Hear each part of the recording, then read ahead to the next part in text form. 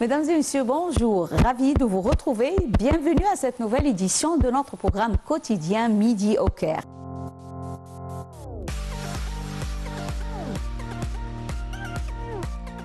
Et commençons l'édition d'aujourd'hui, du vendredi 13 octobre 2023, avec les nouvelles les plus importantes. Le président Abdel Fattah el-Sisi a reçu une communication téléphonique du secrétaire général des Nations Unies, ONU, Antonio Guterres. C'est ce qu'a annoncé le porte-parole de la présidence de la République.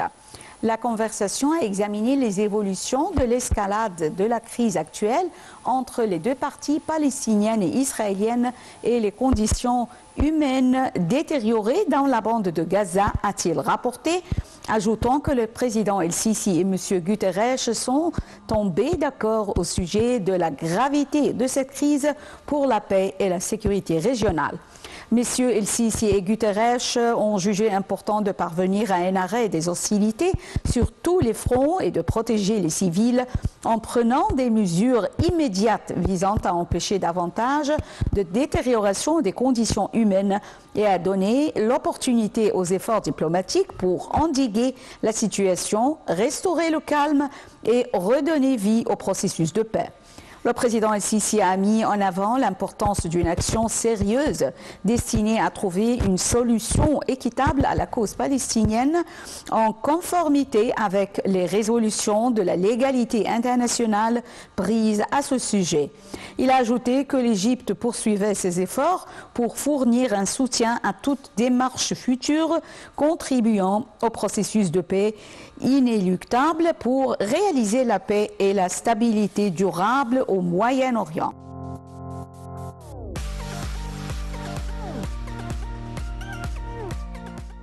La ministre d'État à l'immigration et aux affaires des Égyptiens expatriés, Soha Guindi, a affirmé que les Égyptiens dans la bande de Gaza étaient tous en sécurité,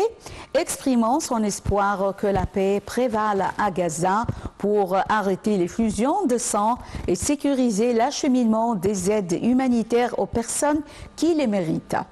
Madame Guindi a tenu ses propos après avoir communiqué avec l'ambassadeur d'Égypte en Palestine, Ehab Soleiman, pour s'enquérir de l'état des Égyptiens se trouvant dans la bande de Gaza, selon un communiqué du ministère de l'Immigration ce mardi.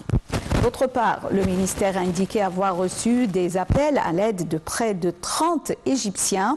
qui portent la nationalité canadienne et qui se trouvent dans les lieux saints pour accomplir les rites religieux afin de les aider au départ suite au déclenchement des événements dans le cadre de la poursuite des efforts du ministère et leur attachement à la sûreté des citoyens même en temps de conflit.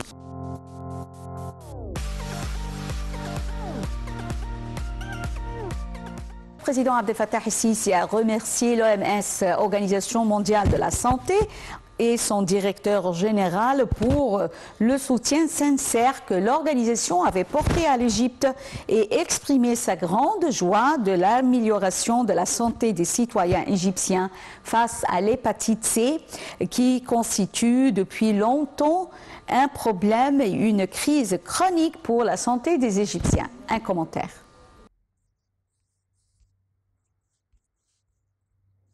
Le président Abdel Fattah el-Sisi a remercié l'Organisation mondiale de la santé et son directeur général pour le soutien sincère que l'organisation a apporté à l'Égypte et exprimé sa grande joie de l'amélioration de la santé des citoyens égyptiens face à l'hépatite C, qui constitue depuis longtemps un problème et une crise chronique pour la santé des Égyptiens. Lors d'une rencontre du président el-Sisi avec le directeur général de l'OMS, Tedros Adhanom, en présence de Dr Khaled Abdel-Ghaffar, ministre de la Santé et de la Population, ainsi que de hauts responsables et dirigeants de l'organisation, le président a souligné que l'État avait sincèrement exploité toutes ses capacités pour atteindre l'objectif souhaité d'éliminer l'hépatite C, a déclaré Ahmed Fahmy, porte-parole officiel de la présidence. Il a expliqué que cet objectif était possible par créer de certains traitements et de diagnostics, habiller les cadres humains et apporter un soutien à l'industrie égyptienne qui a pu fournir des millions de doses de médicaments à cette maladie et fournir les plus hauts niveaux de soins médicaux aux malades ayant subi des complications, a-t-il dit. M. Fahmy a souligné que le directeur général de l'OMS avait remis au président El-Sisi une attestation du niveau concernant le parcours de l'élimination du virus C en Égypte, tout en félicitant l'Égypte, devenue le premier pays au monde à obtenir cette attestation, après avoir réalisé en un temps record un succès historique mondial à suivre, en passant du statut de pays avec les taux d'infection par l'hépatite C les plus élevés au premier pays au monde à avoir éliminé ce virus.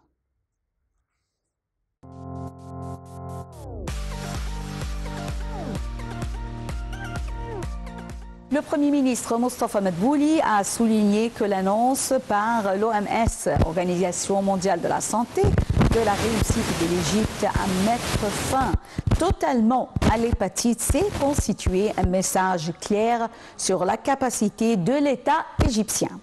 Dans le même contexte, les membres du comité régional de l'Organisation mondiale de la santé pour la Méditerranée orientale ont élu les ministres égyptiens et djiboutiens de la santé, respectivement Khaled Abdel-Ghaffar et Ahmed Abdellah, en tant que vice-président de la 70e session du comité régional. Un commentaire. Le Premier ministre Mostafa Madbouli a souligné que l'annonce par l'Organisation mondiale de la santé de la réussite de l'Égypte à mettre fin totalement à l'hépatite C constitue un message clair sur la capacité de l'État égyptien à surmonter les obstacles, les crises, grâce à Dieu, aux citoyens égyptiens et aux efforts de tous les organes publics. Aujourd'hui est un jour heureux pour l'Égypte qui organisera une célébration pour annoncer l'obtention de l'Égypte du certificat d'or en récompense de la poursuite du parcours visant à mettre fin à l'hépatite C dans le pays, a déclaré M. Madbouli au siège du Conseil des ministres dans la nouvelle capitale administrative. Le chef du gouvernement a souligné que cette question était d'une importance majeure, étant donné qu'il n'y a pas une seule famille égyptienne dont un membre souffre de cette maladie et que l'Égypte avait atteint le taux le plus élevé d'infection avant que l'OMS annonce aujourd'hui que l'État avait réussi à exterminer l'hépatite C. Dans le même contexte, les membres du comité régional de l'Organisation mondiale de la santé pour la Méditerranée orientale ont élu les ministres égyptiens et djiboutiens de la santé, respectivement Khaled Abdel-Ghaffar et Ahmed Abdellah, en tant que vice-président de la 70e session du comité régional, dont les travaux se tiennent du 9 au 12 octobre courant au siège du bureau régional de l'organisation au Caire. Le ministre somalien de la Santé, Ali Ahmed Ben Aboubakar, a été également élu président de la session. Ceci est intervenu en présence du directeur général de l'OMS, Tedros Adhanom Ghebreyesus, du directeur régional de l'Organisation pour la Méditerranée orientale, Ahmed El-Manderi, et de nombreux de ministres et d'ambassadeurs des États membres et des représentants des organisations internationales. Le président de l'actuelle session a adressé les remerciements aux vice-présidents élus pour leurs efforts déployés pour assurer le bon déroulement du travail du comité, jugeant nécessaire la coopération efficace entre tous les membres du comité en faveur de la santé dans la Méditerranée orientale.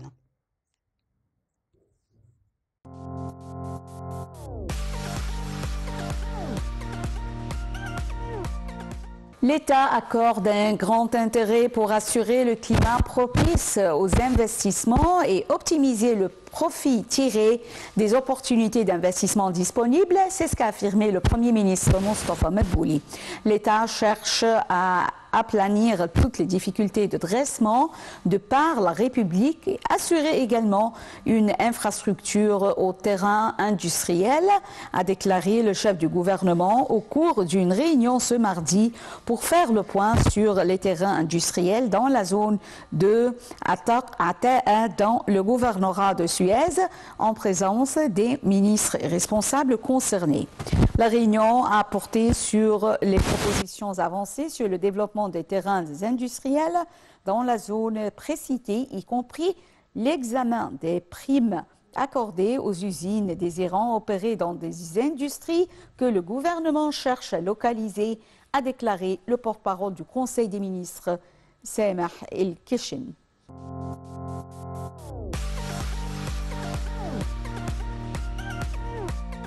Le ministre du Pétrole et des Ressources minières, Tariq El-Molla, s'est entretenu avec le ministre canadien de l'Énergie et des Mines, Brian John, du renforcement de la coopération dans les domaines de l'énergie propre et de l'hydrogène vert et dans l'exploration de la production du pétrole, du gaz, de l'or et examiner l'échange des expertises et de la technologie en la matière. Les deux ministres ont également discuté du soutien aux activités d'exploration aurifère en Égypte et des moyens de faire face aux défis qu'affronte ce secteur de sorte à optimaliser les opportunités dans la recherche de ce métal précieux et d'autres minéraux. M. El-Molla a apprécié l'engagement des sociétés canadiennes envers le secteur égyptien du pétrole et des ressources minières, ainsi que leur souci d'élargir leurs activités dans le marché local dans le cadre de la coopération fructueuse et continue entre les deux bords, indique un communiqué du ministère du Pétrole. Parmi les domaines actuels de coopération examinés figure la signature de 4 accords pour la prospection de l'or entre l'Autorité des richesses minières et la société canadienne Barrick Gold, qui explore actuellement l'or dans 19 nouveaux secteurs de Sahara occidental, avec un coût d'investissement de près de 8,8 millions de dollars.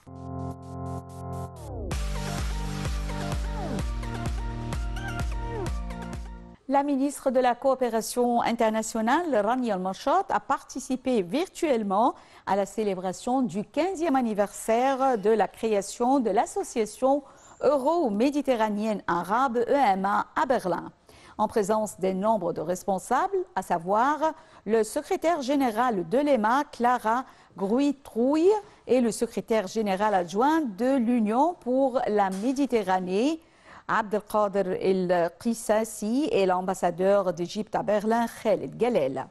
Dans son allocution, Mme El-Malchat s'est déclarée ravie de participer virtuellement à la célébration du 15e anniversaire de la création de l'EMA, ainsi qu'au lancement du 3e sommet méditerranéen, étant donné que l'EMA est l'une des associations régionales les plus importantes d'hommes d'affaires et d'économistes allemands qui participent à la promotion de la coopération internationale entre l'Allemagne, l'Europe, la région méditerranéenne et le Moyen-Orient.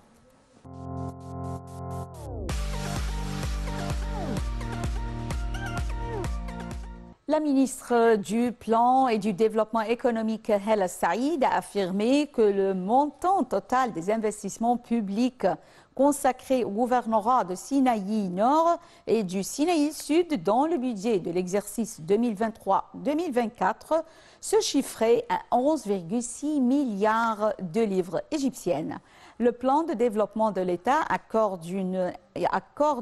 un intérêt particulier aux politiques et aux programmes géographiques qui visent à rapprocher les niveaux de vie et les revenus des divers gouvernorats conformément aux facteurs et aux priorités de chacun d'eux, a fait savoir la ministre qui passait en revue les contours du programme de développement du Sinaï à l'occasion de l'anniversaire de la victoire du 6 octobre.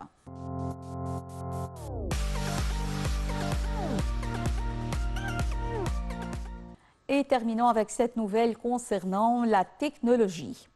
Le ministre des Communications et des Technologies de l'Information, Amr Talat, s'est entretenu avec l'ambassadeur de Lettonie au Caire, Andris Razans, des moyens de relancer la coopération entre les deux pays dans les domaines des communications et des technologies de l'information, notamment dans le renforcement des capacités numériques, le soutien à l'innovation technologique et à l'entrepreneuriat, la technologie financière et la fabrication des produits électroniques. Au cours de l'entretien, M. Talat a souligné l'importance de renforcer les relations bilatérales entre l'Égypte et la Lettonie et d'échanger les expériences dans les domaines des communications et des technologies de l'information.